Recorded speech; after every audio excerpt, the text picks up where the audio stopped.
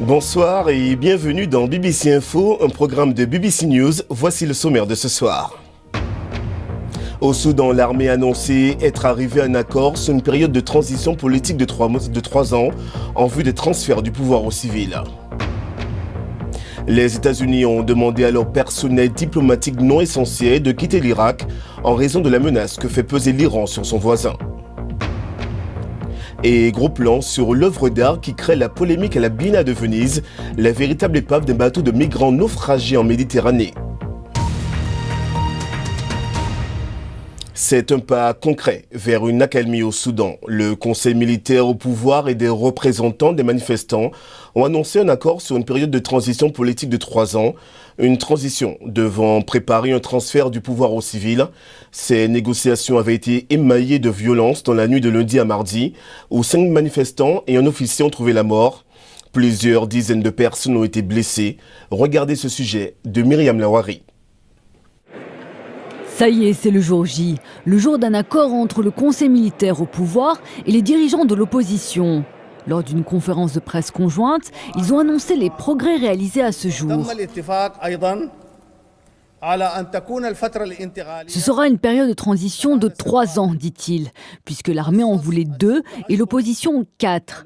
Et il ajoute que les 6 premiers mois seront consacrés à la signature d'accords de paix pour mettre fin à la guerre dans le pays. Ils se sont également mis d'accord sur la structure de l'organe de transition.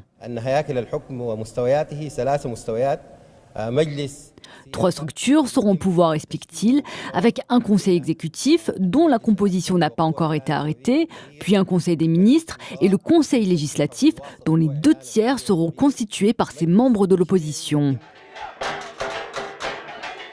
L'annonce a été bien accueillie par les manifestants qui campaient encore devant l'état-major militaire. Mais il reste le dernier obstacle à franchir, décider qui dominera le nouveau conseil exécutif pour la transition, les généraux ou les civils.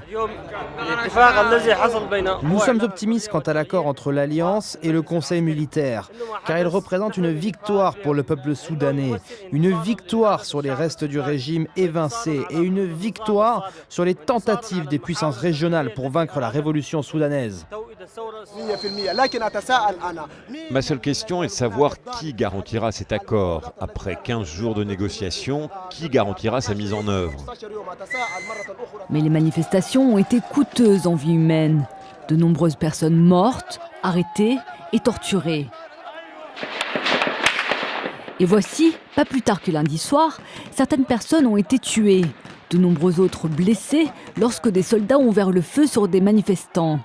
Le Conseil au pouvoir a reproché à ceux qu'ils appellent les saboteurs d'avoir tenté de faire dérailler le processus de paix. Nous rassurons tout le monde, explique le général, qui enquête sur ceux qui ont fait couler le sang du peuple soudanais. Tant qu'un accord final n'aura pas été conclu et que les gens dans la rue ne seront pas convaincus qu'il conduira à un changement réel et durable, les protestations se poursuivront. Au moins 17 soldats du Niger ont été tués et 11 sont portés disparus près de la frontière avec le Mali. Leur patrouille est tombée hier dans une embuscade près du village de Tongo-Tongo dans la région de Tillabéri. C'est là déjà qu'en 2017, 4 soldats américains et 5 Nigériens avaient péri dans une embuscade djihadiste. L'attaque avait été revendiquée par le groupe État islamique. En France, vous l'avez suivi dans notre édition d'hier, un hommage national a été rendu aux 2 militaires français tués dans l'opération de sauvetage des otages au Burkina Faso. Dans le pays voisin, au Bénin, les autorités et les réseaux sociaux ont salué également la mémoire du guide local, assassiné alors qu'il accompagnait les 2 touristes enlevés. Les hommages se sont multipliés sur Internet pour Flacre Beji et certains de ses anciens clients ont publié photos et vidéos sur lesquelles on peut voir l'homme posé à leur côté dans une grande complicité. Une cagnotte a aussi été créée pour venir en aide à sa famille. Nous n'allons pas baisser les bras, nous n'allons pas nous faire peur pour rien. Le parc ouvert, nous allons y aller et puis voilà, nous allons rendre un hommage toujours à notre collègue, cher frère. Notre dernier mot et que la terre lui soit légère et que son âme se repose en paix. Fiacre, un grand vide est créé. Nous n'avons plus de larmes. Un seul mot, merci. À la une de l'actu internationale, la tension monte entre les États-Unis et l'Iran. Washington a ordonné aujourd'hui à son personnel diplomatique non essentiel de quitter l'Irak par crainte d'opérations des milices chiites pro-iraniennes. L'Iran et les États-Unis assurent qu'ils ne cherchent pas la guerre, mais l'administration Trump a fait du régime de Téhéran son ennemi numéro 1 au Moyen-Orient. Le point avec Olivier Weber. Une escalade des activités de l'Iran. C'est ainsi que les États-Unis ont justifié leur déploiement militaire accru au Moyen-Orient avec l'envoi ces derniers jours d'un porte-avions et de plusieurs bombardiers B-52. Mais quel est réellement le degré de menace ? Un général britannique, commandant adjoint de la coalition anti-djihadiste, semble contredire Washington au sujet du danger des milices chiites pro-iraniennes. Il n'y a pas eu de menace accrue en Irak et en Syrie de la part de milices soutenues par l'Iran. Nous sommes conscients de leur présence au quotidien et nous les surveillons comme d'autres groupes. Quoi qu'il en soit, la tension monte dans la région. Les États-Unis et leurs alliés soupçonnent l'Iran d'être derrière les actes de sabotage de 4 navires au large des Émirats arabes unis et d'une attaque de drones menée par les chiites yéménites houthis contre des installations pétrolières en Arabie saoudite. Les États-Unis se préparent-ils à entrer en guerre ? Le président Donald Trump a démenti tout projet d'envoyer quelques 120 000 soldats au Moyen-Orient pour contrer Téhéran. C'est une fake news. Est-ce que je le ferai ? Absolument. Mais nous ne l'avons pas planifié. Espérons simplement que nous n'ayons pas le planifié. Et si on devait le faire, nous enverrions beaucoup plus d'hommes que ça. Lors d'un voyage en Russie, le chef de la diplomatie américaine, Mike Pompeo, a déclaré que les États-Unis ne cherchaient pas la guerre avec l'Iran, mais qu'ils riposteraient si leurs intérêts étaient attaqués. Une opinion partagée par le guide suprême iranien, l'ayatollah Ali Khamenei. Il n'y aura pas de guerre avec l'aide de Dieu. Nous ne cherchons pas la guerre et eux non plus. Ils savent que ce n'est pas dans leur intérêt. Selon l'ayatollah, l'épreuve de force actuelle n'est qu'un moyen de tester la détermination de chacun. BBC Info se poursuit. Voici le reste de l'actu en bref et en images. Macky Sall en voyage à Paris. Le président sénégalais a été reçu à l'Élysée par Emmanuel Macron. Macky Sall fait partie des chefs d'État participant à une réunion sur la lutte contre les contenus en ligne à caractère terroriste ou extrémiste. À cette occasion, Facebook a annoncé un durcissement de ses règles pour la diffusion de vidéos en direct. Macky Sall se rendra demain au salon Vivatech qui réunit start-up et leaders mondiaux de l'innovation. D'après des médias américains, des pilotes d'American Airlines ont poussé Boeing à s'assurer de la sécurité des 737 MAX sans succès. La réunion a eu lieu en novembre après le crash de Lion Air qui a coûté la vie à 189 personnes. Les pilotes ont aussi estimé ne pas avoir été suffisamment informés du nouveau système anti-décrochage qui pourrait être à l'origine des accidents. Et puis de l'art avec Claude Monet qui bat des records. Une toile de la série des Meules du célèbre peintre français a été acquise à New York pour un peu plus, tenez-vous bien, de 110 millions de dollars lors d'une vente aux enchères.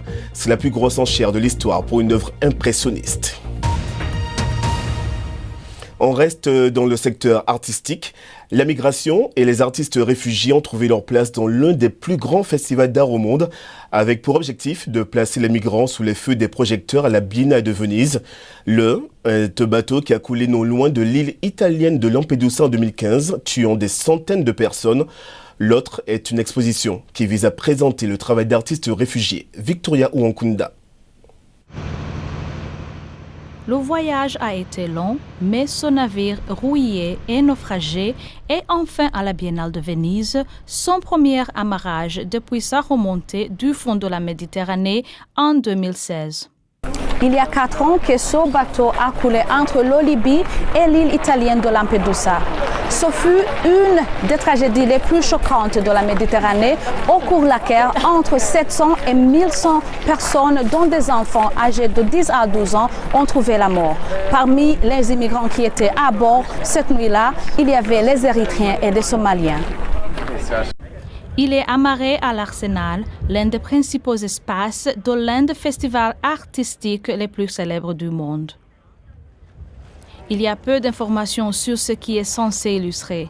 Mais les organisateurs, dont l'artiste suisse Christophe Buchel, souhaitent que cette exposition choque la conscience et l'esprit des amateurs d'art et fasse prendre conscience du sort des migrants.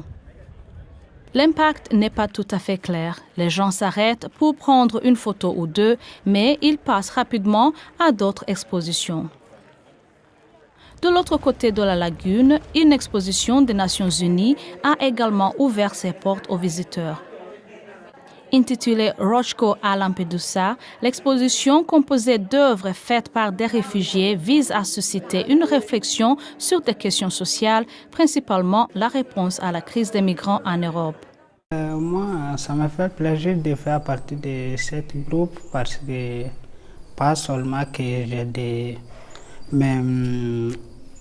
mes photos dans l'exposition, mais qu'on est en train de présenter un groupe certaines fois qui sont invisibles. On dit que l'art est censé nous faire réfléchir. Reste à savoir si ces deux œuvres parviendront à maintenir leur popularité durant les longs mois de la Biennale. Victoria Uwonhunda, BBC Afrique, Venise.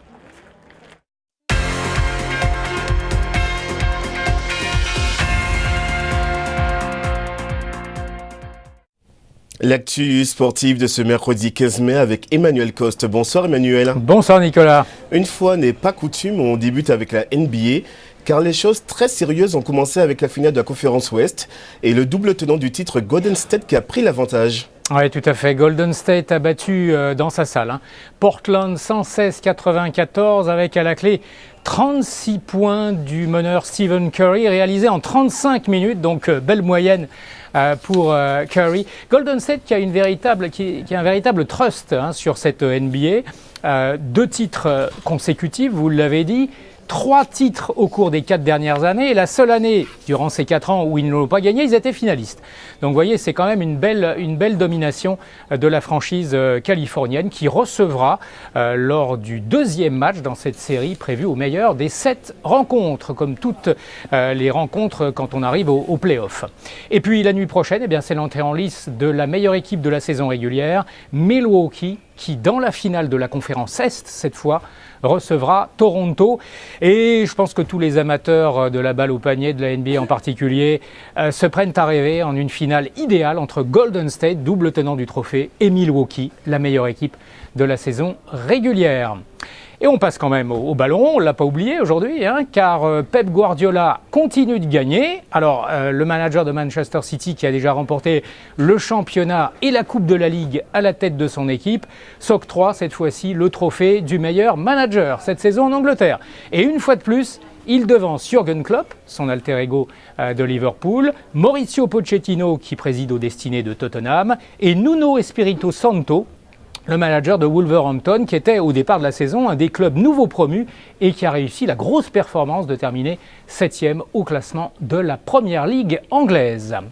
Et puis le ballon rond toujours avec Antoine Griezmann qui part de l'Atlético Madrid, et ce après 5 ans de bons et loyaux services pour le club espagnol avec lequel il a remporté l'Europa League l'an passé. Grisou qui avait été contacté et convoité en tout cas par le FC Barcelone avant la Coupe du Monde en Russie l'an passé, mais qui avait choisi de rester à l'Atlético. Alors est-ce que la piste Barça, Nicolas, va se confirmer pour Antoine Griezmann? Réponse certainement durant les quelques semaines que va durer le prochain mercato d'été. Merci Emmanuel, et pour terminer, je vous ai réservé de très belles images. Il s'agit d'un des festivals les plus célèbres de Kyoto datant de 1400 ans qui se déroule au Japon. L'attraction principale est le grand défilé qui traverse le centre de l'ancienne capitale. Regardez ces centaines de personnes vêtues de costumes traditionnels du 7e siècle. Bien que les origines exactes du festival ne soient pas connues, on pense que la tradition a commencé comme une offrande aux dieux pour prévenir les catastrophes naturelles.